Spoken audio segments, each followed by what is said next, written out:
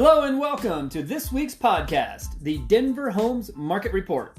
I hope you are all being safe out there as we move into our next phase of this virus outbreak, being labeled safer at home. So we are moving towards opening up some of our economy. I know my office is working on best practices, and after nearly 2 months of being at home, we'll slowly start to reopen as well. One of the good things for me as a realtor is I often work from home already. I really don't need to go to my office very often. In fact, even before all this, I would go to a coffee house, sit there and type out reports, prepare comparative market analysis, and then just go to my office to print them, or even send them to my office manager who would print them and put them in my inbox. So these past 2 months, I've had to adjust to that routine with more coffee at home and printing from home. Let's all do our part to safely get slowly back open and not cause another total shutdown. If you tuned in last week, you heard my love and affection for the Sloan's Lake neighborhood. I love watching my audience grow, and it motivates me to come up with new material and fresh ideas. Speaking of fresh ideas, this week's topic of Park Hill is directly a result of a listener's feedback. See, my clients are buying a townhome in Park Hill and asked if we could highlight the area this week. So please, do 2 things. First, subscribe right here on Spotify to the Denver Homes Market Report. And 2, feel free to send me your ideas for a neighborhood you would like to hear featured on the podcast. You can send me a message directly here through Spotify, or you can message me on my Facebook page, Ricky.schoonover, that's SCHOONO, V as in Victor, ER, Ricky.schoonover, Nostalgic Homes Group Compass. All right, let's jump into Park Hill. Now, if you are not already aware, Denver has many distinct neighborhoods. In fact, all the various acronyms are enough to drive you nuts. We've got Rhino, we've got Lodo, we've got Lohi, etc. There are more than I even care to rattle off. Park Hill is not riddled with acronyms per se, but we do have Park Hill, which is also known as South Park Hill. We have North Park Hill, and we have a Northeast Park Hill. Now, I know these are all 3 separate and distinct neighborhoods.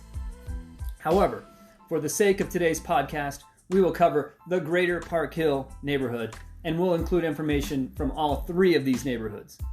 However, it's an important part of our history to know the origins and know how we came to have 3 neighborhoods in this area. This may or may not come as a surprise. The rich and diverse history of the greater Park Hill neighborhoods is steeped deep in our overall struggles as a nation. If you heard my podcast covering Jefferson Park with some of the racial struggles as minorities began to move out of the inner cities and into what were then considered suburbs, Park Hill being located just east of downtown and Jefferson Park being located just west of downtown, it's hard to not compare the similarities. There are also ties to racial division, with minorities being denied mortgage loans, with redlining, and unscrupulous realtors using the fear of minorities moving into a particular neighborhood called blockbusting, where then white residents would sell their homes and move to the outer suburbs. This became so pervasive, it was dubbed white flight. And when you look at the lines which divide Northeast Park Hill, North Park Hill, and Park Hill, you then dive just a little further into the demographics, the ages, and the annual incomes of each of those areas. It would be easy on its face to simply look at those statistics as numbers and justify it as, well, that's just where people choose to be in life. However, you really don't have to look very far into our history, not just for these Park Hill neighborhoods, but into America as a whole. First, dating back to the 1930s, as the U.S. was climbing out of the Great Depression, and then again post-World War II in the 1950s and 60s. See, the stage was set with the New Deal, which brought us the Homeowners Loan Corporation. This is where banks would use color-coded maps. These maps on their surface were to help banks make loans to areas which would minimize their risk of foreclosure. However, you can quickly see how this led to the decline of certain neighborhoods. If you deprive an area of economic infrastructure and limit commerce opportunities, of course the neighborhood will fall into decline. Now, these practices have been banned for over 50 years, but the damage these practices caused still have a lingering effect on our communities. For these reasons, it is so important for me as a realtor and for my colleagues to continue our commitment against these actions, and why I so personally take our oath known as the Realtor Pledge, which also solidifies my commitment to the Realtor Code of Ethics. These principles help ensure the public's trust in our profession to keep real estate honest, sound, secure, and equally available to everyone. Not to say investing in real estate comes without risk and rewards. However, that risk and reward shall be shared equally and not denied to others due to discrimination of any kind. Luckily for Park Hill, much like other neighborhoods which were affected in a similar fashion, Park Hill has had champions of the neighborhood and civic engagement. Residents have banded together for a common cause of improving their neighborhoods. This dates back to 1960, the coalition of Park Hill churches and their congregants, when they established the Park Hill Action Committee. This civic activism spirit moves on today. Residents of Park Hill continue to advocate for the area with the Greater Park Hill Community Incorporated, which was established in 1961 and is going strong today.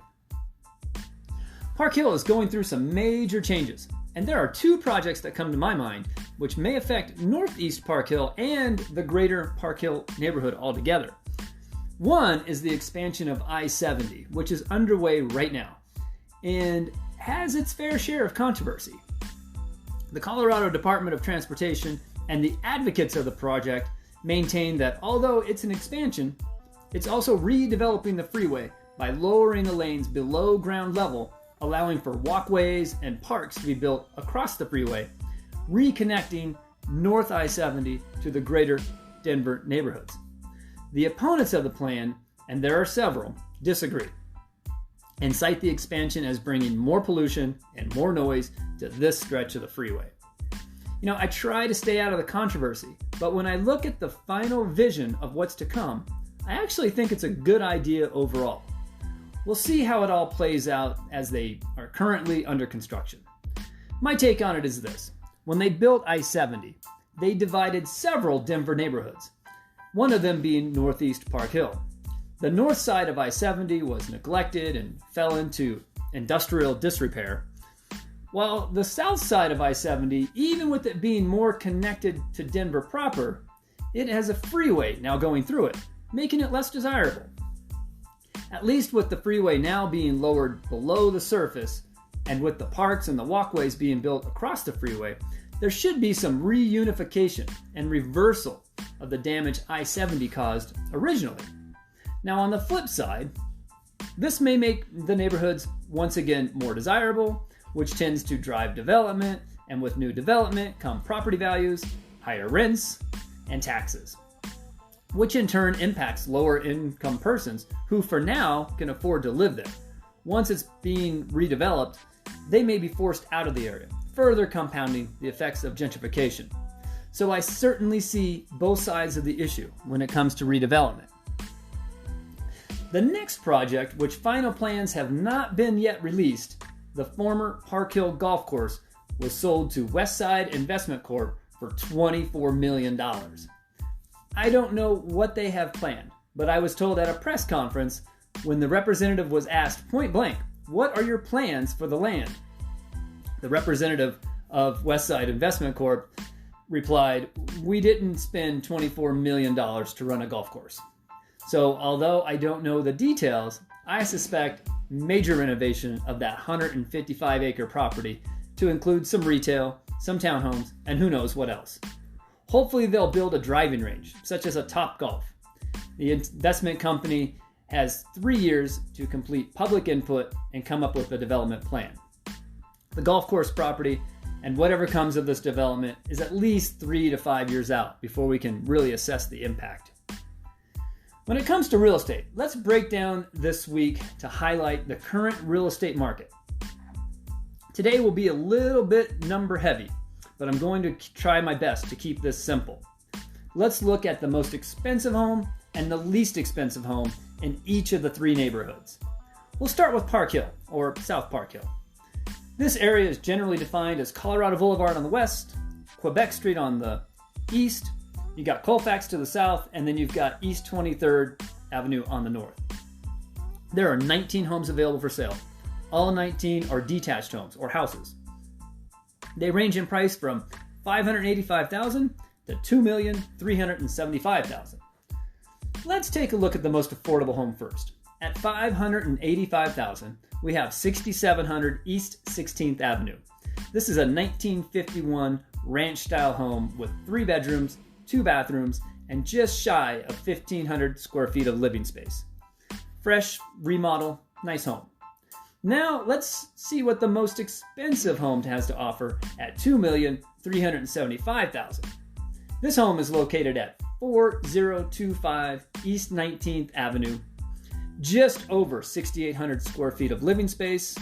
This home features 6 bedrooms, 6 bathrooms. There is also a media room, a wine cellar, an exercise room, a game room.